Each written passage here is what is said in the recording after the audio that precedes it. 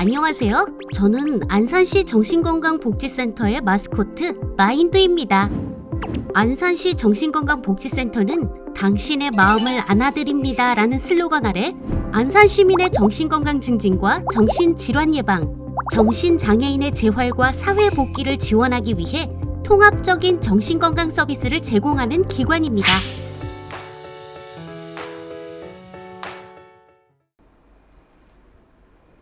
안녕하세요. 국립정신건강센터 국가트라우마센터장 신민영입니다.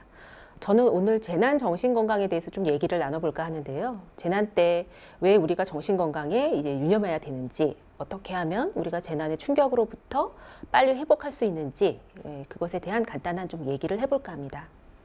먼저 재난에 대해서 좀 알아볼 필요가 있을 것 같습니다. 재난안전기본법에서는 재난의 정의를 국민의 생명, 신체, 재산에 피해를 줄 수 있는 사건, 이렇게 정의를 하고 있는데요. 그 규모나 그 정도를 좀 가늠하기가 어렵죠. 이제 상세 법령이라든지 UN, WHO에서는 이제 재난의 크기, 이런 피해의 크기를 이렇게 규정하고 있습니다. 외부의 도움이 필요한 사건. 그러니까 정리하자면은 정말로 어떤 큰 사건으로 인해서 우리가 외부의 도움을 필요로 할 수밖에 없는 그런 정도의 사건으로 이해하시면 될 것 같습니다. 재난에는 자연재난과 사회재난이 있습니다. 그래서 이제 사회재난, 자연재난 할 것 없이 이제 우리나라에서도 뭐 빈번하게 발생을 하고 있고, 최근에 그 재난의 범위는 점차 확대가 되고 있는데요. 2018년에는 한파와 폭염도 새롭게 재난으로 인정이 되었고, 2019년에는 미세먼지로 인한 피해 역시도 재난의 범주로 인정을 받게 되었습니다. 이것은 지난 저희 한 20여 년간 대한민국에서 일어났었던 굵직한 재난입니다. 아마 뭐 다들 이제 기억을 하고 계실 것 같은데요. 지난 10년간의 이제 재난 데이터를 좀 정리를 해보면은 사회재난이 130여 건, 자연재난이 20여 건, 인명피해가 2,800여 명에 달합니다. 그러니까 매년 15건의 재난이 300여 명의 피해를 입히고 1.7조 원 이상의 재산 피해를 낸다, 이렇게 정리를 할 수 있을 겁니다. 이것은 지난 10년간 재난의 어떤 빈도를 정리한 그런 표입니다. 이제 자연재난이 이제 붉은색으로 표시가 되어 있는데요. 우리나라는 태풍이나 집중호우 같은 풍수해, 그리고 최근에 지진과 같은 자연재난이 늘 있어 왔고, 또 이제 특이한 점은 사회재난, 저희가 예전에 인적재난이라고 불렀는데요. 사회재난의 빈도가 이제 갈수록 증가하고 있는 추세를 보이고 있습니다. 이제 사회재난 안에는 여러 가지 유형이 있는데, 이제 아래 그래프를 보시면은 빨간색으로 표기된 화재나 산불이 가장 많은 어떤 부분을 차지하고 있고, 그 다음으로는 기차나 지하철, 해양 선박사고와 같은 대형 교통사고가 그 다음을 이제 이루고 있습니다. 그 외에 뭐 구제역이라든지 조류독감 같은 가축 질병도 매년 발생을 하고 있습니다. 어떤 사람들이 영향을 받게 될까요? 가장 우선적으로는 그 사건 현장에 있었던 사람, 직접 피해를 당했거나 아니면 현장을 목격한 1차 피해자가 있을 것이고요. 또 내가 그 현장에 없었더라도 나의 가까운 가족이나 지인, 친구, 사랑하는 사람에게 그러한 일이 일어났다는 것을 알게 되는 경우를 이제 2차 피해자라고 저희가 부릅니다. 최근에는 3차 피해자, 즉 재난과 관련된 업무 종사자들의 어떤 정신건강에도 굉장히 많은 어떤 관심이 쏟아지고 있습니다. 대표적으로는 구조와 구급을 담당하는 소방공무원도 있으실 거고, 요즘과 같은 코로나19 시국에서 의료진도 역시 3차 피해자가 될 수가 있습니다. 이러한 뭐 1차, 2차, 3차 피해자에 이르기까지 이런 재난으로 인해서 우리가 받게 되는 심리적 영향에 대해서 좀 말씀을 드려볼까 합니다. 제일 첫 번째로는 이제 트라우마, 큰 충격이라고 할 수가 있겠죠. 아주 압도적인 충격이 있을 것이고요. 재난은 그 속성상 뭐 어떤 종류든지 상실을 야기하기 마련입니다. 가장 심한 유형으로는 사랑하는 가족을 잃는 경험이 될 수도 있겠고, 나의 재산이라든지 또 뭐 미래에 대한 어떤 꿈이라든지 희망, 이런 것도 역시 상실의 범위에 들어갑니다. 그리고 다양한 2차 스트레스들이 수반이 됩니다. 업무 종사자들은 소진과 대리외상과 같은 이런 문제들이 있을 수가 있습니다. 트라우마 반응에 대해서 조금 말씀을 드려볼까 합니다. 제가 이제 트라우마라는 거는 큰 충격이다, 이렇게 말씀을 드렸는데요. 우리 일상생활에서 쉽게 예측할 수 없는 그러한 사건이기 때문에 진정이 된다든지 내가 뭐 소화가 된다든지 하기가 좀 어렵습니다. 그래서 한동안은 굉장히 예민한 상태가 지속이 될 수밖에 없어요. 긴장 반응, 뭐 작은 자극에도 깜짝 놀라거나 좀 성격적으로 굉장히 예민해졌다 이렇게 본인이 표현하기도 하시는데 그것은 이제 과각성 반응으로 이해할 수가 있습니다. 또 내 안에서 미처 소화되지 못한 그런 기억의 잔재들이 불쑥불쑥 솟아오르는 저희가 재경험 증상이라고 표현을 하는데 그 기억의 이제 단면이 되겠죠. 그것은 이미지가 될 수도 있겠고 그때 경험했었던 어떤 감각이 될 수도 있습니다. 뭐 소리라든지 냄새라든지 또 그때 나의 강렬한 경험들이 경험과 어떤 감정들이 불쑥불쑥 올라오기도 합니다. 이러한 이제 과각성 재경험 증상들은 굉장히 고통스럽기 때문에 우리는 본능적으로 그 사건과 이러한 현상들을 연상시키는 그런 자극들을 피하고 싶어집니다. 그래서 사건을 연상시키는 것들을 이제 일반적으로 피하게 되고 이게 또 고차게 되면은 그 범위가 굉장히 커져서 어떤 위험과 관련된 상황들, 이를테면 어둡거나 또 지하이거나 사람이 많이 붐비는 곳, 마트나 극장 이런 곳에까지 거부감을 느끼고 회피하는 그런 현상으로 이제 확대가 되기도 합니다. 또 전반적으로 감정적으로 굉장히 다운이 되게 되고요. 긍정적인 감정을 잘 느끼기 어려운 그런 상태가 되기도 합니다. 또 이제 이 세상, 타인에 대한 어떤 불신과 이제 효능감의 저하 이런 것들도 역시 증상의 하나로 이해가 됩니다. 이제 상실에 대한 얘기를 조금 해봐야 될 것 같습니다. 제가 이제 재난은 사랑하는 가족이건 우리 재산이건 건강이건 이제 어떠한 미래의 꿈이건 많은 상실을 이제 동반하게 된다 이렇게 말씀을 드렸는데요. 우리는 상실이 있을 때 이제 애도의 과정을 밟아 나가게 됩니다. 애도의 과정이란 것은 상실 그 자체는 굉장히 고통스럽지만 우리가 그 사실을 받아들이고 또 사랑한 만큼 충분히 고통을 겪은 후에 만약 대상이라고 한다면 나의 그 사랑했던 그 사람이 없는 이 새로운 세상에 적응해 나가는 것을 말합니다. 그런데 이러한 애도 과정이 잘 진행되지 않은 상태, 그것을 이제 미완의 애도다 이렇게 표현을 하는데요. 이제 죽음 자체를 받아들이지 못한다든지 또 이제 어떤 죽음과 관련된 그런 상황에 내가 고착이 돼 있다 보니까 이 고인을 온전하게 추억하기가 어렵습니다. 굉장히 그 끔찍했던 그 순간, 굉장히 비극적이었던 그런 장면, 거기에 머물러서 고인의 전 생애를 추억하기가 좀 어렵게 되는 것이죠. 그리고 그 죽음과 관련된 비통함이나 분노, 그리고 과도한 자책, 거기에서 좀 사로잡혀서 나오기가 어렵게 되기도 합니다. 또 고인이 없는 인생에 대해서 새로운 어떤 의미나 가치를 잘 찾지 못하는 그런 허무함, 이런 상태가 되기도 합니다. 이러한 현상이 1년 이상 지속이 되면 이제 복합성 애도 장애라는 어떤 병리적인 현상으로 불리기도 합니다. 이제 누구나 사랑하는 사람을 잃은 그런 경험은 굉장히 고통스럽겠죠. 그런데 가장 어떤 고통의 정도가 이제 심한 그런 형태로 보자면은 자녀를 잃은 부모라고 이제 말할 수가 있을 겁니다. 또 이제 죽음의 그런 상황에 따라서도 좀 영향을 받는데요. 이를테면 우리가 도저히 예상할 수 없었던 그런 갑작스러운 재난이나 또 외상적인 죽음, 자살이라든지 타살이라든지 이런 경우도 포함이 됩니다. 또 시신을 찾지 못하는 것은 굉장히 그런 애도 과정에 이제 방해가 됩니다. 우리가 그 죽음 자체를 받아들이는데 이제 어려움을 겪을 수가 있게 되는 거죠. 실종이 됐다든지 아니면 시신을 수습하지 못했다든지 그런 상황 자체도 우리의 애도를 어렵게 만듭니다. 재난은 이러한 트라우마나 이제 상실에 따른 애도 외에도 다양한 스트레스를 수반하게 됩니다.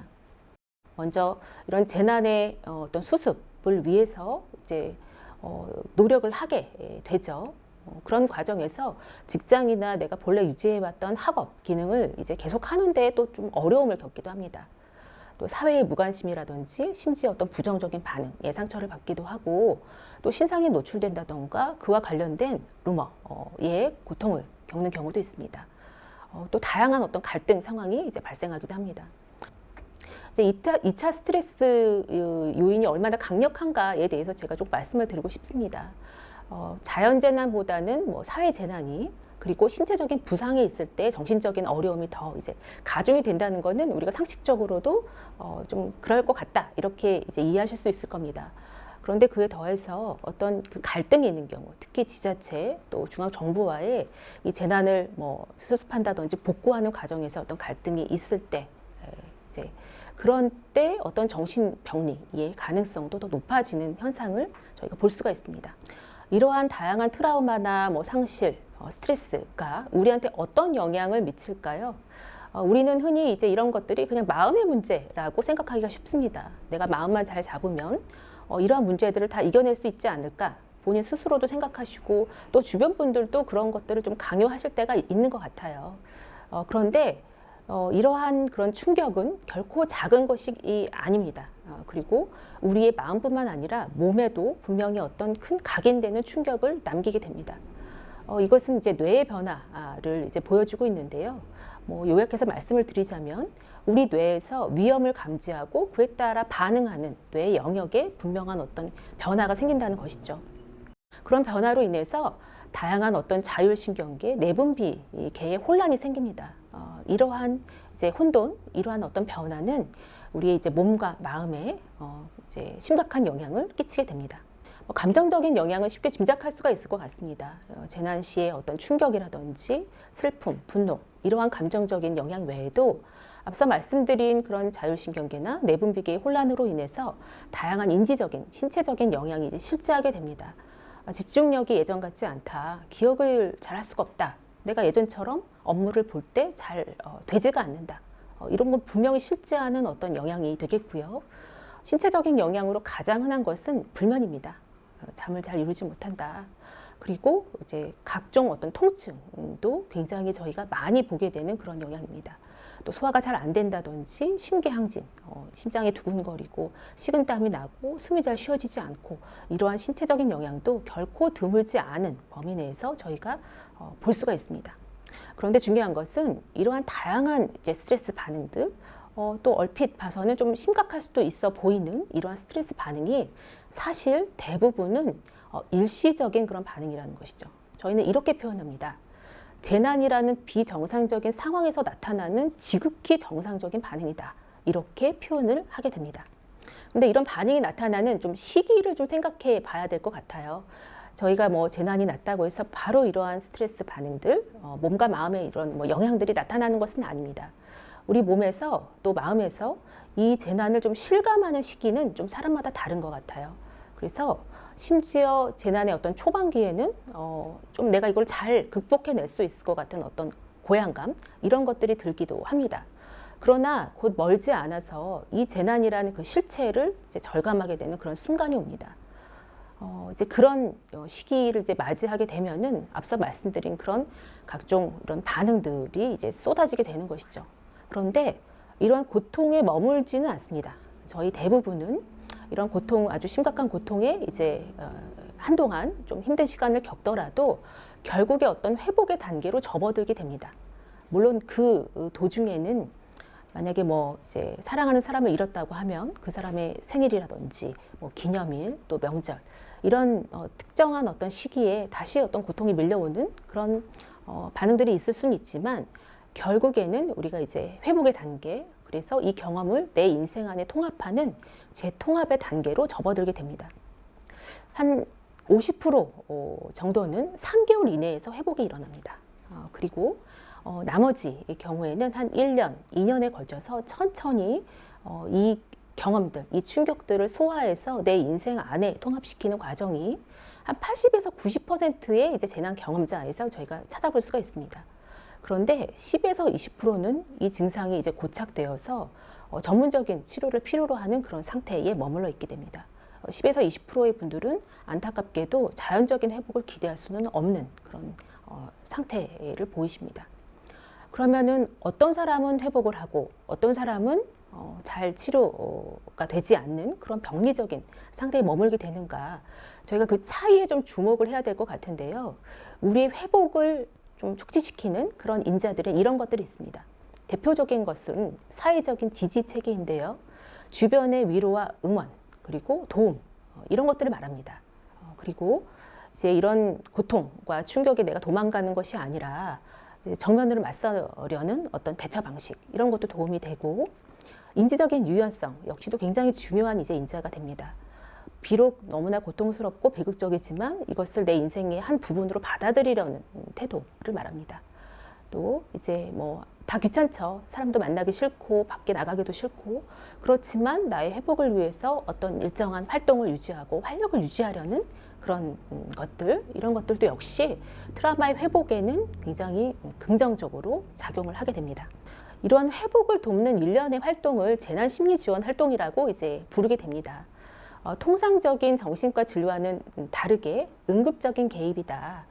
그리고 이제 트라우마나 상실을 본격적으로 다루는 것은 아니고 지금 당장의 충격을 완화하는 데 초점을 맞춘 그런 활동이 되겠습니다.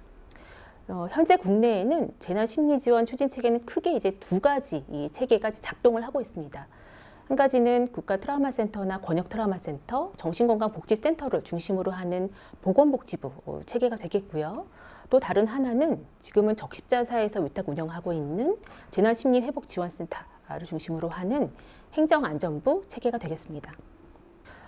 이제 국가 트라우마 센터와 권역 트라우마 센터를 좀 소개를 해드리자면은 현재 이제 1개 국가 트라우마 센터와 4개 권역에 각각의 권역 트라우마 센터가 운영을 이제 하고 있습니다.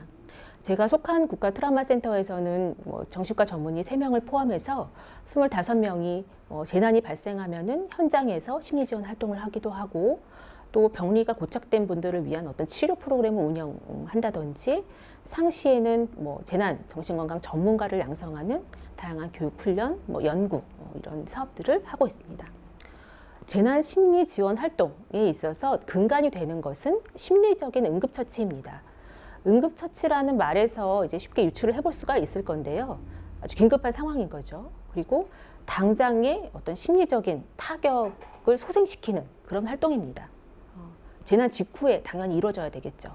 그리고 재난 경험자들이 이제 실제로 무엇을 필요로 하는지, 사실은 개개인마다 다 필요로 하는 것들은 다릅니다. 그러한 필요한 부분들을 파악해서 최대한 충족시켜 드리는 것, 그리고 고통을 줄이고 결과적으로는 어떤 적응과 회복을 촉진시키는 것, 이것이 심리적인 응급처치가 되겠습니다. 물론 이러한 이제 어려움이 시작이 된 것은 외상, 트라우마나 상실이 되겠지만, 심리적인 응급처치에서는 그 자체를 다루지는 않습니다. 왜냐하면 당장 긴급한 어떤 그 고통을 완화시키는 것이 목적이기 때문입니다. 여기에서 중요한 과정이 있는데요. 아까 말씀드린 대로 대부분의 반응은 정상 범주의 스트레스 반응이라는 것입니다. 제가 재난심리지원 활동을 하면서 이제 많은 경우를 이제 보게 되는데요. 잘 진정이 안 될 정도로 아주 심한 오열을 하신다든지, 아주 너무나 불안하고 초조해서 견딜 수 없다든지, 퇴행이 돼서 좀 억지를 부리신다든지, 이런 분들이 수일에서 수주 사이에 전혀 다른 분들이 되시는 그런 것들을 제가 많이 보게 됩니다. 그리고 대부분의 분들은 스스로 회복할 수 있는 힘을 가지고 있다는 것입니다.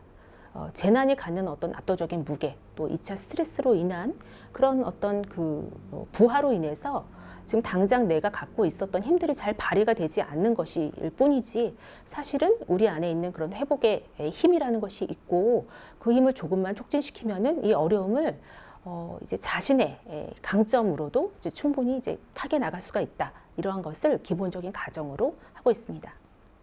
그러면 심리적인 응급처치는 누가 어디서 하는 것인가? 간단히 말씀드리자면은 누구나 할 수 있습니다.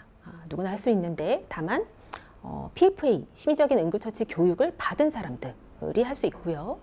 언제? 가급적 빠른 시기가 좋습니다. 재난으로 따지자면 재난 직후. 어디서? 장소의 구애도 없습니다. 다만 대상자분들이 있는 곳을 찾아가는 것을 원칙으로 합니다. 이런 심리적인 응급처치를 함에 있어서 저희가 이제 좀 기억해야 될 것들이 있는데요. 이를테면 존중해야 될 것들이 있다는 거죠. 사람들의 안전을 존중하고, 또 사람들이 가지는 어떤 존엄성을 우리가 잊지 말아야 되고, 그분들이 갖고 있는 어떤 권리에 대해서도 항상 유념을 해야 됩니다. 특히 안전에 대해서는 우리의 활동, 우리의 행동이 그분들에게 해를 끼쳐서는 안 된다라는 것을 큰 모토로 하고 있습니다. 또 활동가 자신의 어떤 안전에도 신경을 써야 된다는 부분도 포함이 됩니다. 이 모든 것에 있어서 이제 기본이 되는 것은 해를 끼쳐서는 안 된다가 됩니다. 그렇다면 심리적인 응급처치는 어떻게 하는 것인가? 간단합니다. 보고, 듣고, 연결하면 됩니다. 그럼 무엇을 볼 것인가? 이제 그분들이 얼마나 안전한지, 상태가 가장 중요한 저희가 봐야 될 그런 부분이 되겠고요. 그분들이 겪는 어떤 반응이 얼마나 심각한지, 어떤 반응을 보이시는지, 지금 그분들의 상황이 어떠한지를 봐야 합니다. 그리고 무엇을 들어야 하느냐, 그분들이 뭘 필요로 하시는지를 들어야 됩니다. 그리고 그분들이 갖는, 지금 겪고 있는 어떤 어려움들에 대해서 저희가 충분히 듣는 것. 마지막으로 연결을 해야 되는데요. 그럼 무엇을 연결할 것인가? 이 재난 상황에서 많은 분들이 또 궁금해하시는 것이 정보입니다. 정확한 정보가 되겠죠. 저희가 이제 활동을 할 때는 그래서 재난 상황과 관련된 객관적인 또 확실한 어떤 정보들을 미리 파악하고 있는 것이 굉장히 중요합니다.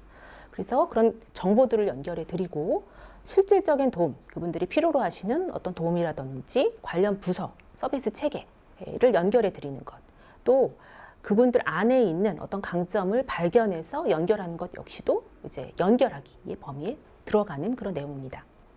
이런 것들 연결시킬 때 저희가 어떻게 이제 의사소통을 해가면서 그분들에게 저희가 이제 필요한 정보들을 알려드리고 그분들이 갖고 있는 강점을 일깨워 드릴지 이런 부분이 중요한데요. 위기 시에 이제 의사소통하는 부분에 대해서 좀 간단하게 말씀을 드리겠습니다. 일단은 취하고 있는 조치에 대해서 먼저 얘기를 해야 되고요. 알고 있는 사실만 얘기해야 됩니다. 아무래도 좀 돕고 싶은 마음이 앞서게 되면은 이제 뭐 긍정적인 추측이라든지 낙관이라든지 뭐 이런 것들도 전할 수가 있는데 사실 우리가 필요로 하는 것은 분명한 사실이거든요. 그래서 알고 있는 사실만 솔직하고 개방적으로 그리고 무엇을 해야 할지 얘기하는 것이 이제 중요합니다. 그리고 긍정적인 메시지를 전달하기 위해서 노력하는 것. 그래서 5가지 N워즈를 주의하라 이렇게 되어 있는데요. No, not, never, nothing, none 이런 부정적인 어휘를 가급적 삼가고 긍정적인 메시지를 전달하기 위해서 노력해야 됩니다. 제가 정보에 대해서 말씀드렸는데 재난정신건강과 관련된 정보는 국가 트라우마 센터 홈페이지라든지 한국 트라우마 스트레스 학회와 같은 이제 전문 학회의 홈페이지에서 정보를 얻으실 수가 있습니다. 그런 것들을 참고하시면 좋겠고요. 그래서 우리가 결국에 심리적인 응급처치로 기대하는 것, 얻고자 하는 것은 이런 것이 되겠습니다. 안정감이죠. 내가 지금 발을 디디고 있는 이곳이 안전하다는 것, 그리고 친밀감, 내 주변에 있는 사람들과 그래도 믿고 의지하고 위로를 얻는 그러한 친밀감, 또 나의 어떤 몸과 마음을 나의 스스로의 노력으로 조절할 수 있다는 어떤 조절감, 이런 것들이 필요로 합니다. 이러한 모든 것들을 통해서 우리가 궁극적으로 얻고자 하는 것은 효능감이죠. 자신감. 그리고 이러한 지금의 비극에도 불구하고 내 앞날을 긍정적으로 조망할 수 있는 힘. 이런 것이 우리가 심리적인 응급처치를 통해서 기대하는 것이라고 말할 수가 있겠습니다. 여기까지 제가 이제 준비한 내용을 이제 다 발표를 이제 마쳤고요. 이제 이러한 재난 정신 건강에 대한 이해는 결국 언제 닥칠지 모르는 위기로부터 나와 내 가족, 사랑하는 사람을 이제 지키기 위해 꼭 필요한 정보라고 생각이 듭니다. 지금 이제 교육을 들으시는 많은 분들에게 조금이라도 도움이 되기를 바라겠습니다. 감사합니다.